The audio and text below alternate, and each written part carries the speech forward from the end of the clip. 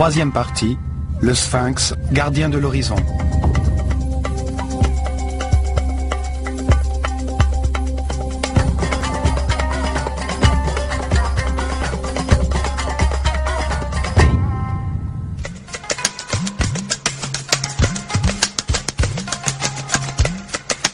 Nous allons poursuivre notre histoire de l'école de mystère de l'œil d'Horus, une caste sacerdotale fermée qui a incarné le véritable pouvoir en Égypte.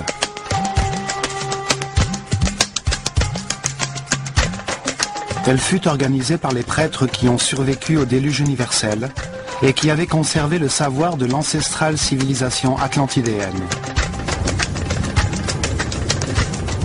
Des êtres très évolués qui ont vu dans ce cataclysme une chance de bâtir une nouvelle civilisation vouée à l'élévation spirituelle.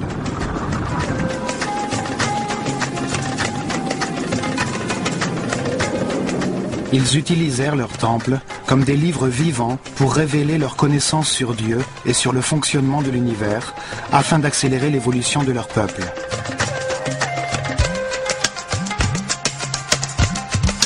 Ils concentrèrent dans ces temples tout leur savoir et toute leur richesse et en firent les vecteurs du développement de la civilisation égyptienne. Ils enseignèrent que l'Esprit éternel se réincarne plusieurs fois en homme sur la terre pour suivre un processus d'amélioration conçu par Dieu.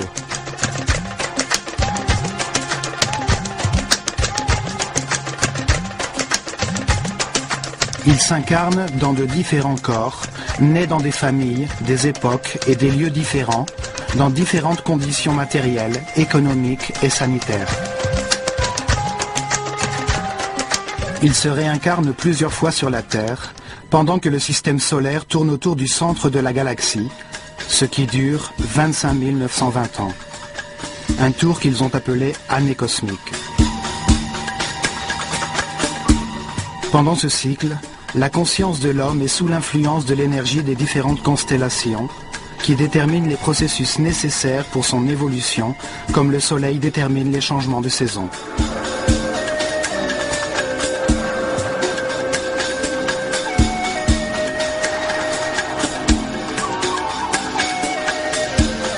Les Égyptiens croyaient que les étoiles déterminaient le destin d'un homme au moment de sa naissance, comme elles déterminent plus largement de l'humanité entière. Ils concevaient le destin comme un ensemble de difficultés que chaque homme devait connaître dans sa vie afin d'en apprendre quelque chose. Selon eux, on ne pouvait connaître la vérité qu'en comparant des fins opposées, dans un univers dual formé de contrastes, de lumière et d'obscurité. En faisant usage de notre libre arbitre dans les situations que nous traversons, nous apprenons des résultats de nos décisions. L'anxiété nous permet de comprendre la sérénité, la peur nous fait comprendre l'harmonie, les conséquences de la haine nous conduisent à comprendre ce qu'est l'amour. Ainsi, vie après vie, un processus d'élévation spirituelle se produit. À chaque nouvelle vie, l'homme renaît plus sage, plus respectueux et tolérant, jusqu'à ce qu'il devienne, à la fin de ce cycle, un surhomme immortel.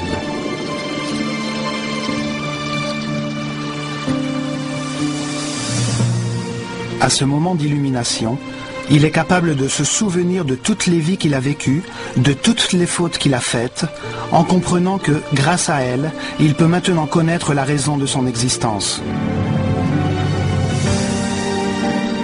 Dans la paix et l'harmonie, à un très haut niveau d'énergie vitale, rayonnant d'amour en permanence, il peut accéder à des pouvoirs supérieurs, à une plus haute échelle de réalité pour atteindre un nouveau cycle d'évolution. Le processus d'évolution l'a tiré de son animalité originelle, en le transformant en un grand savant, en un être immortel et respectable qui ne connaît plus aucune limite.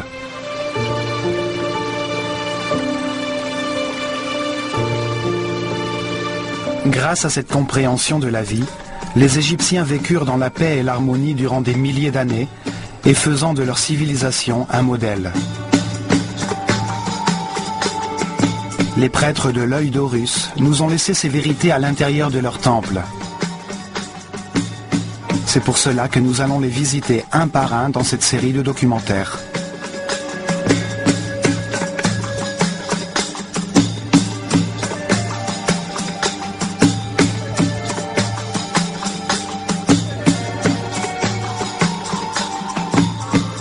Aujourd'hui, dans notre recherche de la vérité, nous irons au plateau Gizeh, comprendre le message du Sphinx. Un message qui nous parvient à travers le temps. Car ce monolithe de pierre est une marque indélébile laissée à notre attention.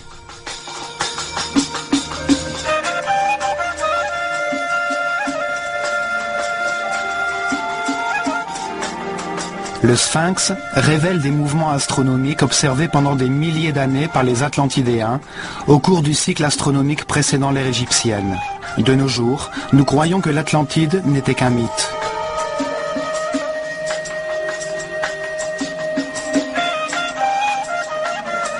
Nous devons nous souvenir que l'histoire de la disparition de l'Atlantide, décrite par Platon, date de l'Égypte ancienne. Ce sont les prêtres du temple de Neth qui ont montré à Solon les ruines ancestrales de l'Atlantide, un mot égyptien dont le sens était rattaché à l'eau.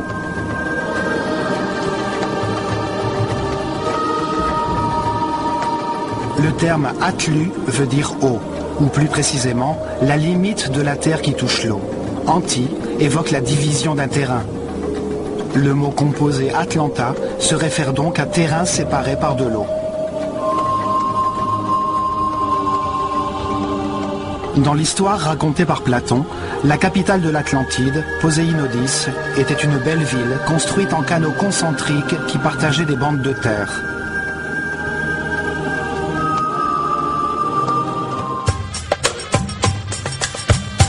Pour dévoiler les secrets du Sphinx, et sa forme symbolique, sa taille gigantesque de pierre monolithique, sa situation géographique et la direction de son regard. Nous reconstituerons les mouvements des étoiles après le déluge universel et nous verrons ce que veulent dire les signes d'érosion provoqués par les pluies sur son corps.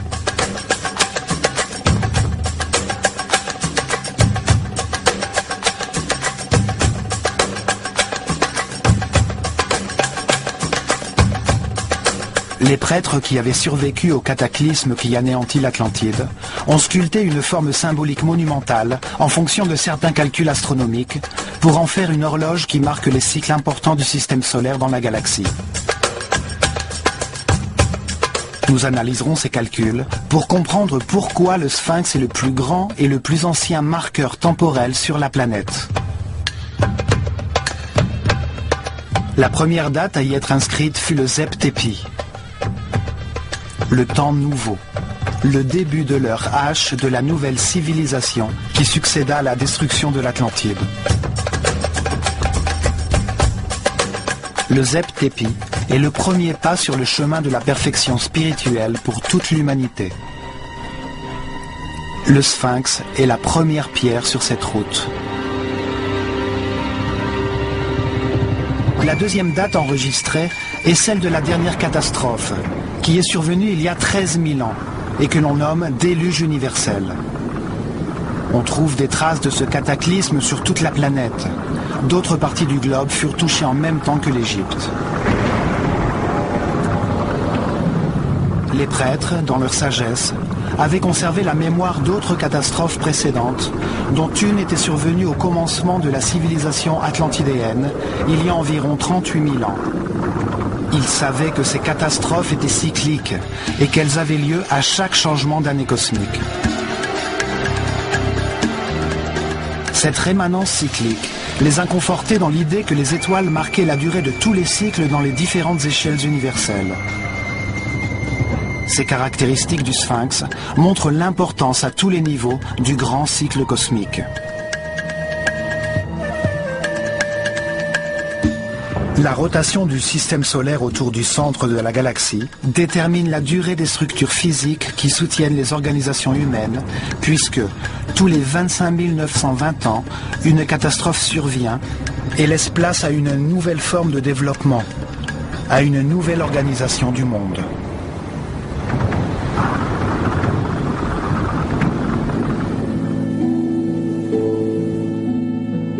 Les structures qui organisent la vie et le développement de l'homme sont périodiquement détruites. À la fin de chaque cycle cosmique, de grands changements surviennent dans le Soleil et provoquent d'importants désordres météorologiques qui détruisent tout ce qui a été construit sur la Terre. Les prêtres de l'œil d'Horus nous ont appris que cela faisait partie d'un processus conçu par Dieu pour permettre le développement de nouvelles civilisations sur la Terre, pour permettre l'expression de nouvelles manières de voir l'univers.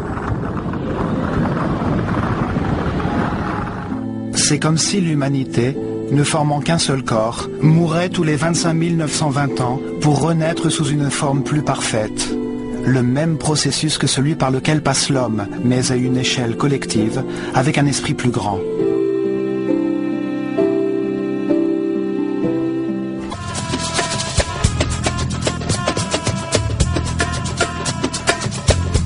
Dans la sphère céleste, au-dessus du pôle Nord, se trouvent 6 constellations. Elles sont appelées constellations polaires.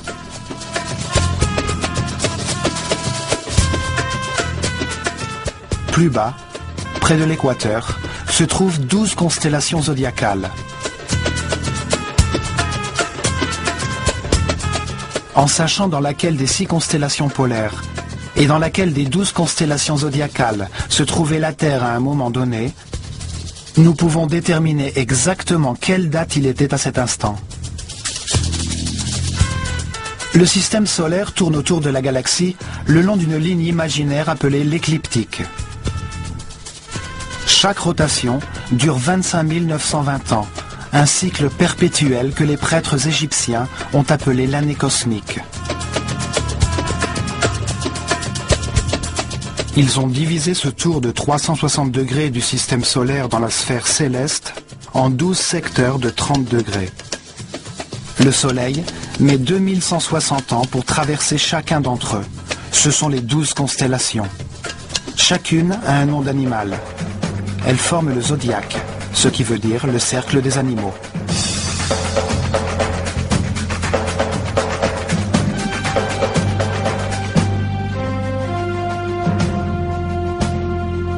Tout au long de cette rotation, la planète reçoit les différentes énergies des 12 constellations ou signes du zodiaque. Ce sont eux qui déterminent le destin de l'homme à chacune de ses réincarnations, les circonstances difficiles par lesquelles il doit passer pour effectuer son apprentissage.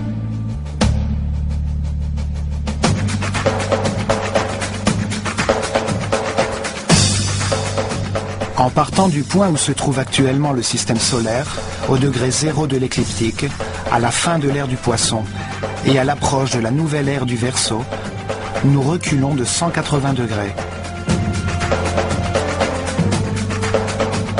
C'est là où le système solaire se trouvait il y a 12 960 ans, à 180 degrés de l'autre côté de l'écliptique, dans la constellation du Lion. Les scientifiques d'aujourd'hui nous disent que cette époque correspond environ à la fin du Pléistocène, quand les glaces ont fondu et que le déluge universel est survenu.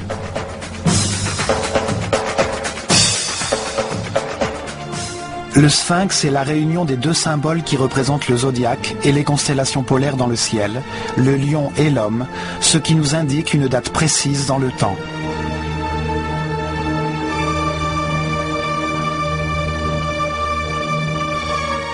Cet animal hybride représente les 2 zones célestes dans lesquelles ces étoiles se trouvent. Le corps du lion représente la constellation du lion. L'homme est le symbole de la constellation polaire, que nous appelons aujourd'hui Hercule, et que les Égyptiens appelaient Toum, l'Adam de la mythologie astronomique. Le mouvement combiné de ces 2 niveaux célestes est appelé pari-passu. La paire de constellations que la Terre traverse dans son parcours autour de la galaxie, que les scientifiques nomment la précession des équinoxes. Le sphinx marque ainsi le Zep-Tepi, le nouveau temps. L'étoile polaire est appelée ainsi car elle se situe au-dessus du pôle Nord, directement au-dessus de l'épine dorsale de la planète, de son axe de rotation. C'est une étoile fondamentale, qui a le pouvoir de diriger le ciel, car vue depuis la Terre, la sphère céleste tourne autour d'elle. L'inclinaison de l'axe de la Terre par rapport au Soleil se déplace lentement pendant le cycle cosmique et vise un deuxième cercle, plus haut dans le ciel, formé par 6 étoiles polaires différentes.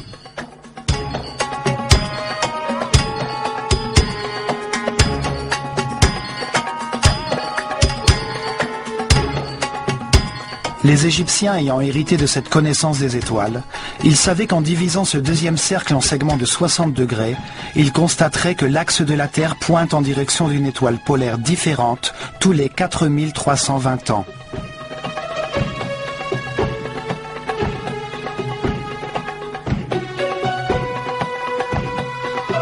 Ces étoiles polaires forment 6 constellations, qui se trouvent exactement au-dessus du pôle Nord, à chaque angle de 60 degrés sur le parcours que la Terre effectue durant la grande année cosmique. On les appelle les constellations polaires.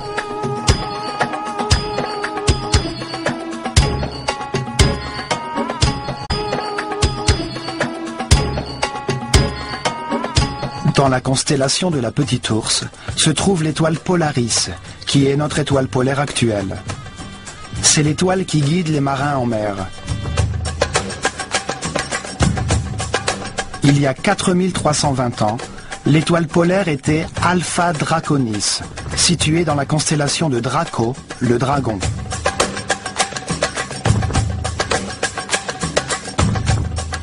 Il y a 8640 ans, le pouvoir céleste résidait dans l'étoile polaire de la constellation d'Hercule, ou de l'homme.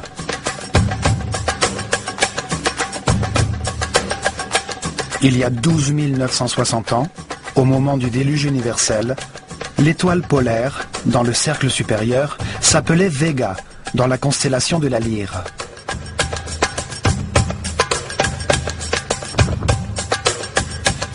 Encore 60 degrés en arrière, il y a 17 280 ans, l'étoile de Deneb, dans la constellation du Cygne, brillait dans le pôle Nord. Il y a 21 600 ans, Alphyrque, dans la constellation de Céphée, se trouvait au-dessus du pôle.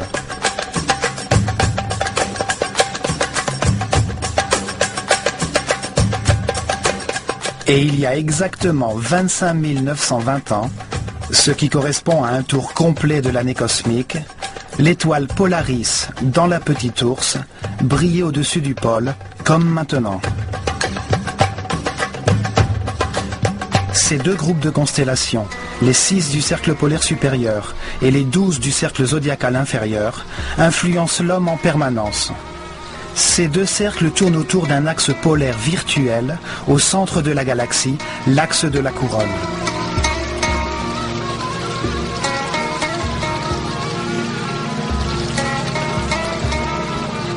Pour les Égyptiens, toutes les sphères célestes reposaient sur ces colonnes polaires, disposées symétriquement, à chaque angle de 60 degrés, sur le cercle vers lequel pointe l'axe de la Terre dans son voyage à travers la galaxie. L'ancienneté et l'exactitude des connaissances égyptiennes sont évidentes. Les prêtres, les gardiens du temps, ont hérité de données astronomiques qui avaient plus de 26 000 ans. Les astronomes modernes ont pu prouver l'existence de ces deux mouvements, qu'ils appellent la précession des équinoxes, car c'est à travers les changements dans l'axe des équinoxes qu'ils ont pu les vérifier. Le Soleil, vu de la Terre durant une année solaire, semble avoir 4 coins, 4 positions qui limitent ses mouvements dans l'horizon. Elles correspondent aux solstices d'été et d'hiver et aux équinoxes d'automne et de printemps. Le solstice d'été, le 21 juin, est le jour le plus long, et par conséquent, la nuit la plus courte de l'année. Le solstice d'hiver, le 22 décembre, est le jour le plus court et la nuit la plus longue de l'année. Les équinoxes d'automne et de printemps sont 4 jours pendant lesquels le jour et la nuit ont la même durée.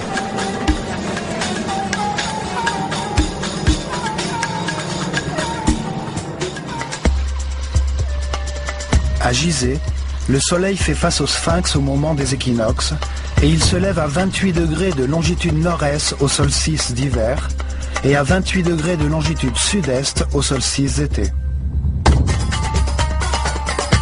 Les équinoxes sont non seulement des points d'équilibre entre le jour et la nuit, mais aussi entre les énergies de la lumière et des ténèbres.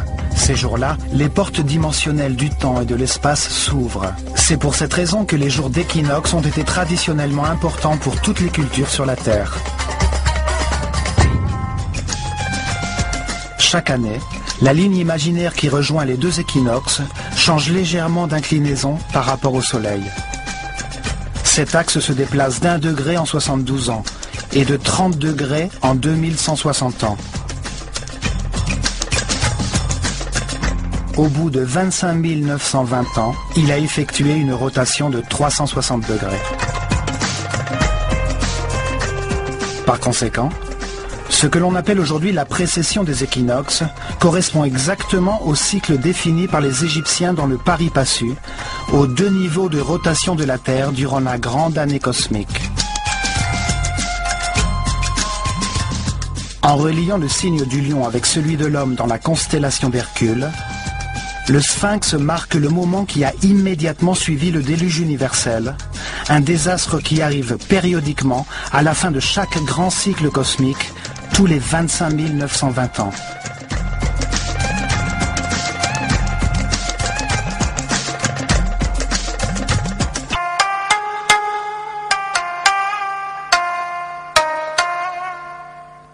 Le Sphinx est la plus grande sculpture sur Terre.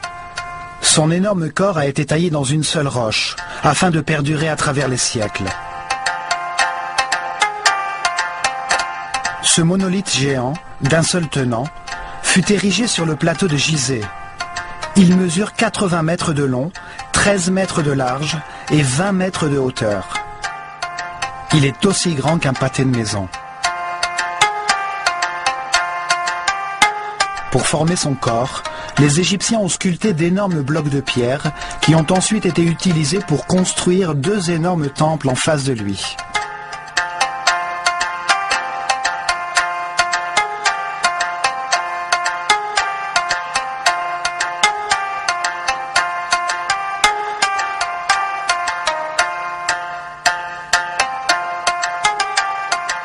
Énigmatique et imposant, c'est le plus beau monument qui nous reste du passé. Il a vu à ses pieds naître, changer et disparaître plusieurs cultures.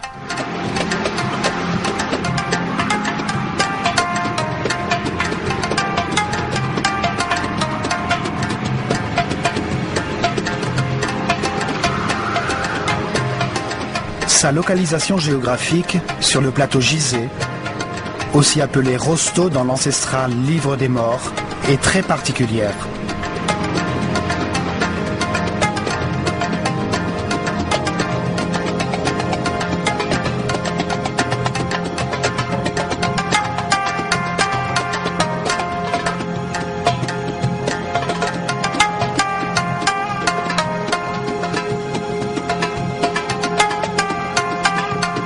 Son corps de lion est situé par rapport à l'équateur, à 30 degrés de latitude nord, et presque exactement sur le méridien qui se trouve au 30e degré de longitude entre le pôle nord et le pôle sud.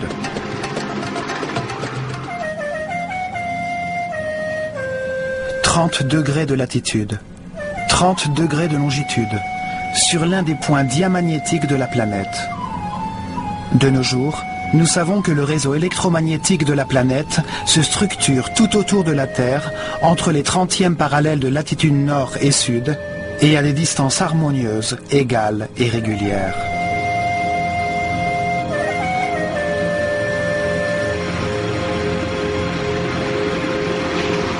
Toutes les créatures, aussi petites soient-elles, possèdent un réseau neuronal, une matrice qui canalise et diffuse harmonieusement l'énergie dont leur corps a besoin.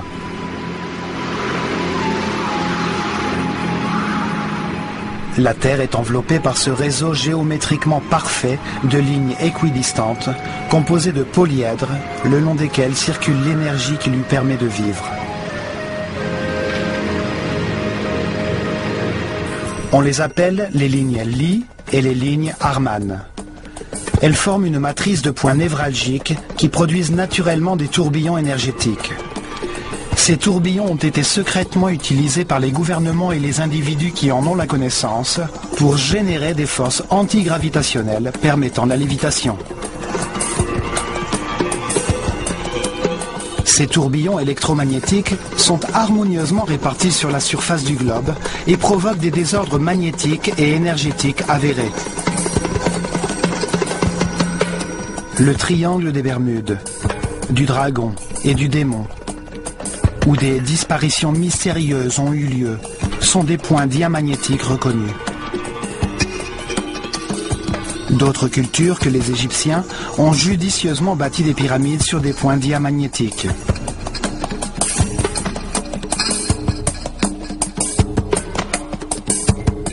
Des pays y ont stratégiquement placé des bases militaires. Avec une technologie adéquate, l'énergie de la planète peut être utilisée sur ces points afin de neutraliser l'effet de la gravité sur n'importe quel objet qui se trouve dans son champ d'action. Des expériences de changement dimensionnel, comme l'expérience de Philadelphie, dirigée par Nikola Tesla en 1943 aux États-Unis, ont aussi été réalisées sur ces points. À l'endroit de ces tourbillons, apparaissent également des portes dimensionnelles qui s'ouvrent et se ferment au crépuscule, les jours d'équinoxe. Pour les Égyptiens, le jour d'équinoxe correspondait à la porte de Maat, la déesse de l'équilibre et de justice. Ces jours-là avaient lieu sur le plateau Rosto des cérémonies particulières auxquelles participaient les disciples de l'école de mystère.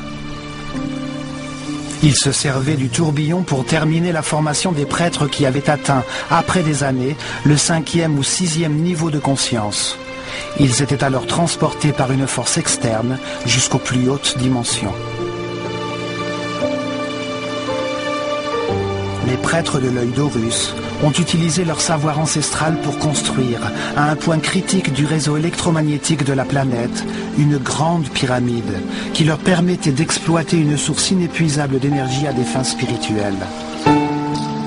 Ils recevaient dans leur corps les énergies condensées de la planète, grâce auxquelles ils pouvaient atteindre de très hauts niveaux de vibration qui provoquaient chez eux des états particuliers de conscience.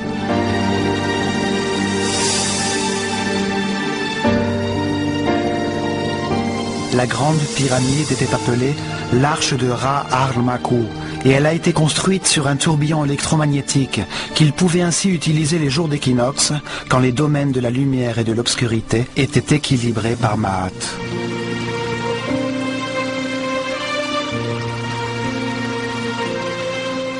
Ces jours-là naissaient les Néthers, les esprits exceptionnels, les Semsu-Or, disciples d'Horus, qui rayonnaient d'amour et guidaient leur peuple en élevant son niveau de conscience par leur exemple et par leur connaissance de la réalité de l'univers.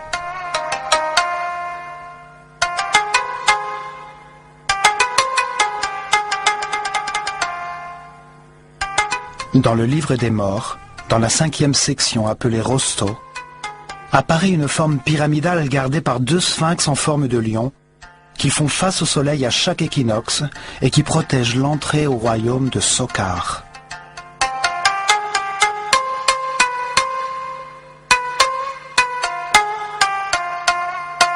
Les couloirs ascendants ressemblent au passage de la grande pyramide. C'est là où a eu lieu la transformation finale de l'Osiris que chaque être humain porte à l'intérieur de lui-même. C'est là où se produit l'illumination qui le transforme en Horus, le surhomme immortel. La forme du lion est, elle aussi, fortement liée à ce processus d'évolution. Le lion est l'animal le plus évolué, et pour les Égyptiens, il représente le moment final d'une conscience d'animal qui évolue vers l'état de surhomme.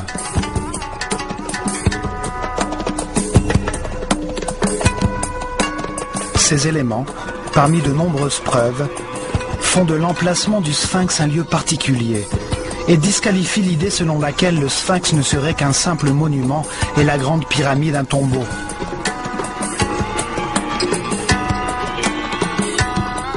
Deux raisons ont fait naître la conviction que le pharaon Képhren, qui a régné entre 2520 et 2494 avant Jésus-Christ, est celui qui a ordonné de le sculpter dans un même bloc de roche. La première raison est qu'on pense que son visage ressemble à celle d'une statue de diorite noire du pharaon Képhren qui a été retrouvée enterrée la tête à l'envers près du Sphinx dans le temple de la vallée. Cette statue le représente avec un faucon sur la nuque. Nous avons retouché l'image du Sphinx à l'aide d'outils numériques pour obtenir une approximation de son visage à l'état original.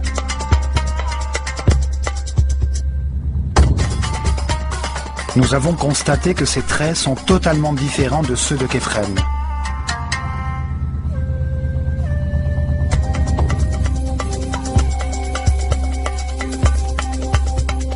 Il est reconnu que le Sphinx était appelé Abu-Ol et que pendant très longtemps, il a été peint en rouge, la couleur de l'Égypte.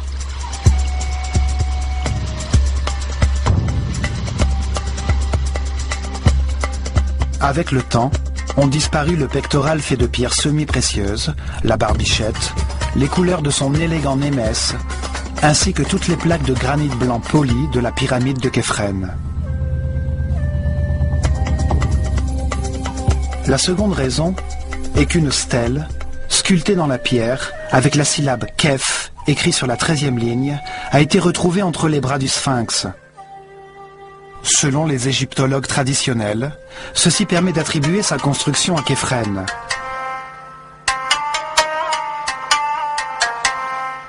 La stèle a été réalisée sous le règne du pharaon Thoutmôsis IV, entre 1401 et 1391 avant Jésus-Christ, pour commémorer la restauration du Sphinx, grâce à laquelle on put retirer le sable qui le recouvrait jusqu'au cou. La stèle indique que le Sphinx est la personnification d'un grand pouvoir magique qui a existé à cet endroit depuis le début des temps, depuis le Zep-Tépi. Son texte dit que, quand il était très jeune, Thoutmôsis IV a vu le Sphinx en rêve, et que celui-ci, il était très jeune, Thoutmôsis IV a vu le Sphinx en rêve, et que celui-ci lui a promis qu'il deviendrait pharaon s'il le faisait désensabler.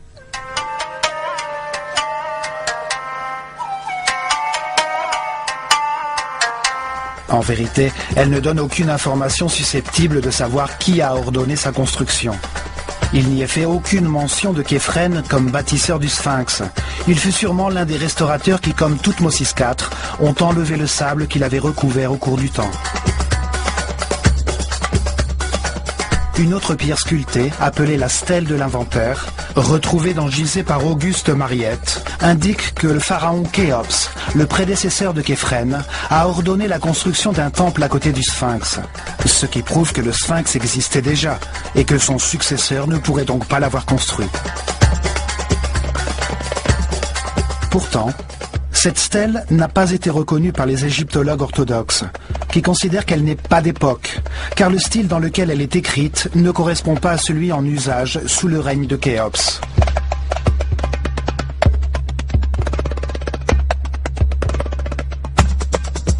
En réalité, le Sphinx est resté enterré dans le sable durant des milliers d'années. Plusieurs souverains bienveillants ont ordonné de le nettoyer. Il était alors désensablé pendant quelque temps, mais on le négligeait de nouveau.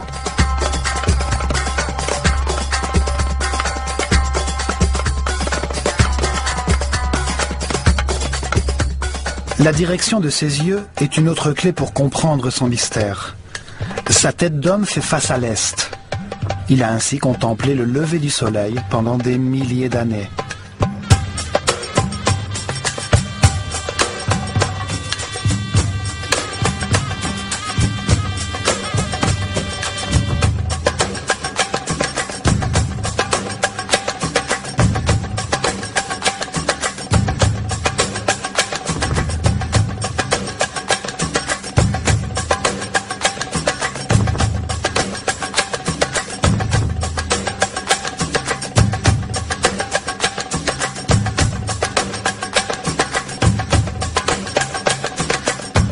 Ses yeux montrent intentionnellement et avec précision un point de l'horizon, là où le soleil se lève les jours d'équinoxe, le vrai est, le point de passage dimensionnel. La variation de l'angle de la ligne imaginaire qui en passant par le Soleil réunit l'équinoxe de printemps et l'équinoxe d'automne, est aujourd'hui utilisé pour mesurer la variation d'angle ou précession des équinoxes tout au long de la grande année cosmique. Son angle varie d'1 degré en 72 ans, de 30 degrés en 2160 ans et de 360 degrés en 25 920 ans. Elle marque l'année cosmique, le cycle qui détermine les réincarnations de l'homme et la survenue de cataclysmes périodiques.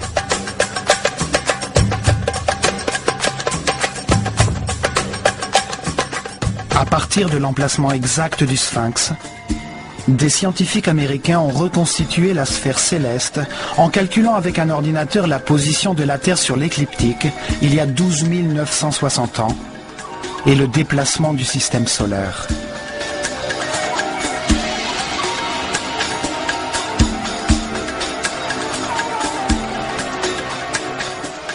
Ils ont confirmé qu'à cette époque, au point exact vers lequel regarde le Sphinx, le vrai est de l'horizon, à une latitude de 30 degrés, se levaient chaque nuit les étoiles de la constellation du Lion.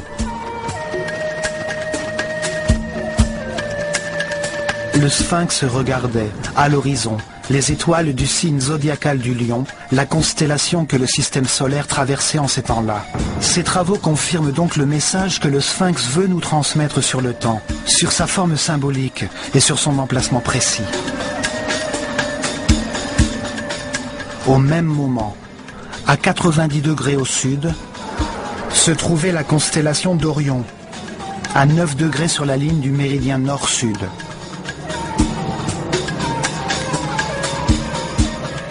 Et Sirius, l'étoile la plus importante pour les Égyptiens, car son apparition annonçait la crue du Nil, se trouvait exactement à 14 degrés à gauche du méridien.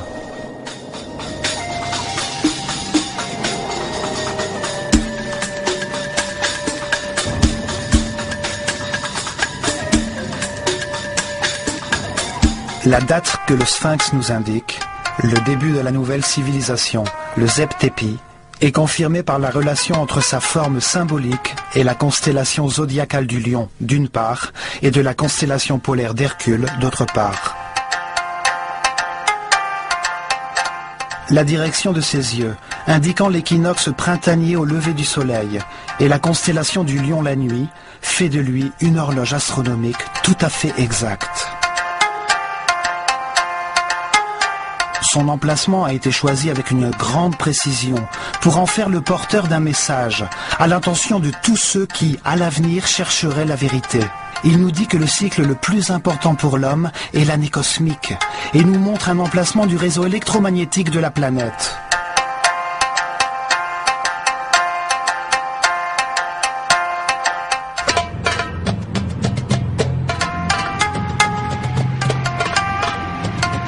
Il y a un autre élément du Sphinx qui confirme le Zep-Tepi, le moment auquel le Sphinx a été construit. C'est une preuve d'origine géologique et climatique. En 1960, le mathématicien français René Schwaller, de Lubitsch, a déclaré que le corps de lion du Sphinx montrait des signes d'érosion provoqués par la pluie.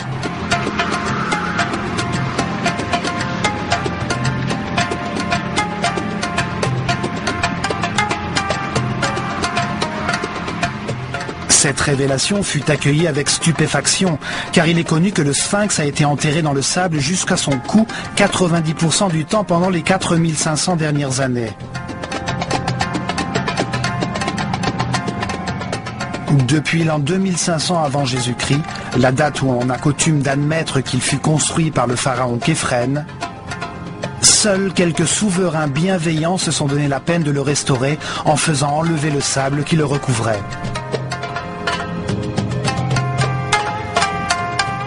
L'un des derniers désensablements fut ordonné par Napoléon, quand il était en Égypte. Ainsi, comment pourrait-il montrer des signes d'érosion provoqués par la pluie ?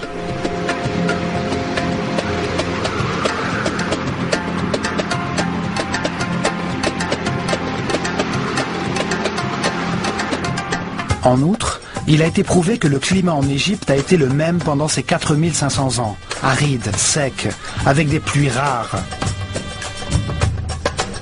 Les scientifiques nous disent que le changement climatique radical qui est survenu dans la région à la fin du Pléistocène l'a progressivement transformé en désert que nous voyons maintenant.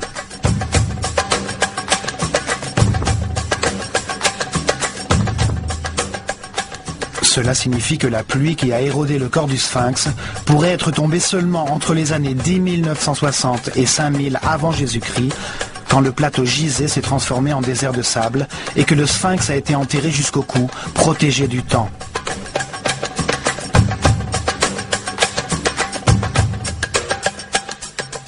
Une expédition de l'université de Boston a vérifié que les signes d'érosion ont été provoqués par la pluie et ont déterminé que ces profondes crevasses ont mis des milliers d'années à se former.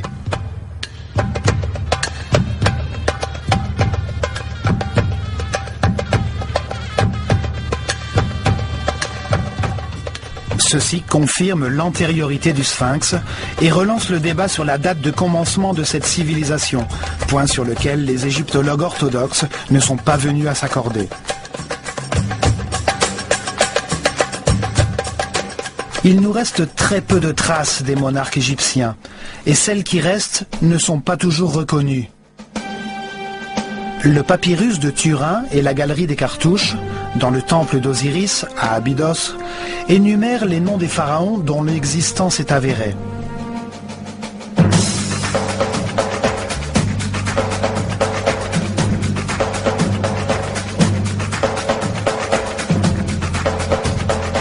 On attribue l'unification de l'Égypte vers l'an 3000 avant Jésus-Christ au légendaire roi Ménès, dont le nom apparaît sur la palette de Narmer. Selon l'histoire officielle, il aurait ainsi donné naissance à la première dynastie des pharaons. Mais ces inventaires, comme celui dressé par le prêtre Manetho en l'an 300 avant Jésus-Christ, dans son histoire de la civilisation égyptienne, remontent en réalité plus loin dans le temps, faisant référence à des souverains antérieurs qui ne sont pas aujourd'hui reconnus car ils sont considérés comme des mythes irréels. Ce sont les Shemsu-Hor, les disciples d'Horus, des ancêtres divins, des êtres éclairés qui ont gouverné l'Égypte pendant 13 900 ans. Puis vient le tour des Aku, ou hommes sages, d'autres monarques exceptionnels qui, d'après ces documents, ont dirigé l'Égypte pendant 11 000 ans, avant l'avènement des pharaons qui régnèrent durant 30 dynasties.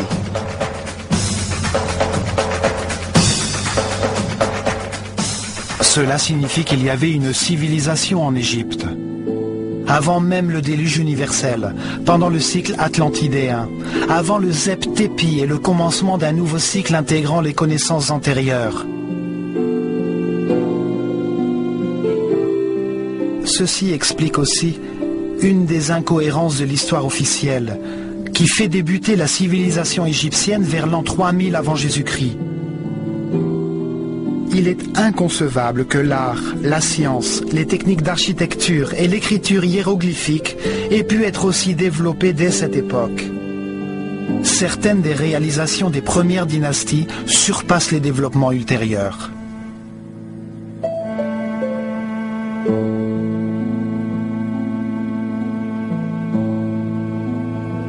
Il est dur de comprendre comment le site de Saqqara, avec ses briques travaillées, ses décorations en céramique très raffinées, ses détails architecturaux harmonieux, ses colonnes et ses pyramides capables de résister durant des milliers d'années, a pu surgir soudainement du néant.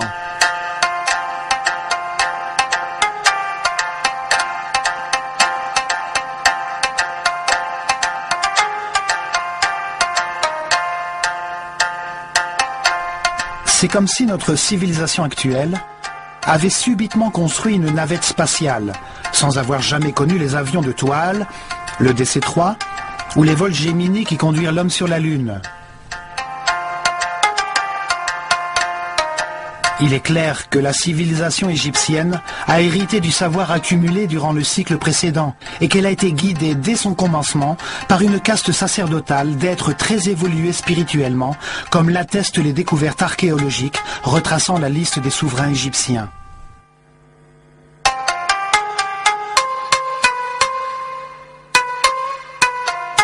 Ceci confirme également que le sphinx a été sculpté dans la pierre par les prêtres de l'école de mystère de l'œil d'Horus immédiatement après le déluge, durant la période prédynastique. Le sphinx est une sculpture gigantesque, construite en un seul bloc, pour résister à l'épreuve du temps. Sa forme symbolique a été minutieusement étudiée pour en faire un point de rencontre astronomique. Il se trouve précisément sur l'un des nœuds diamagnétiques de la planète, indiquant la présence de forces énergétiques planétaires là où la Grande Pyramide a été construite.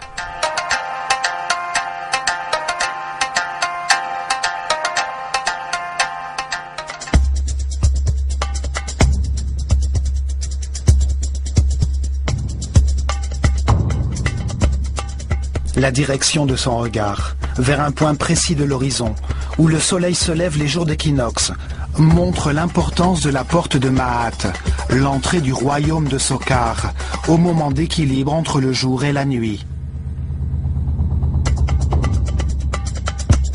Dans cet univers de contraste, c'est seulement grâce à cet équilibre entre la lumière et l'obscurité, entre deux extrêmes, que l'unité peut être réalisée.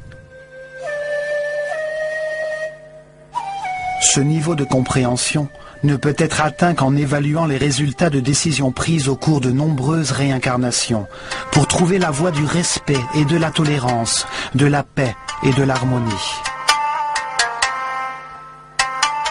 Tous les temples de la civilisation égyptienne ont porté ce message. Le chemin du perfectionnement par la réincarnation pour atteindre l'illumination était le fondement de leur foi.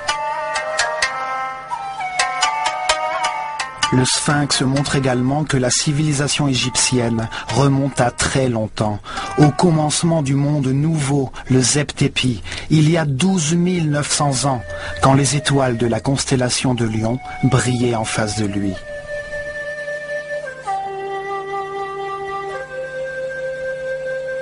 Le sphinx rappelle l'existence de l'année cosmique, le cycle le plus important pour l'humanité.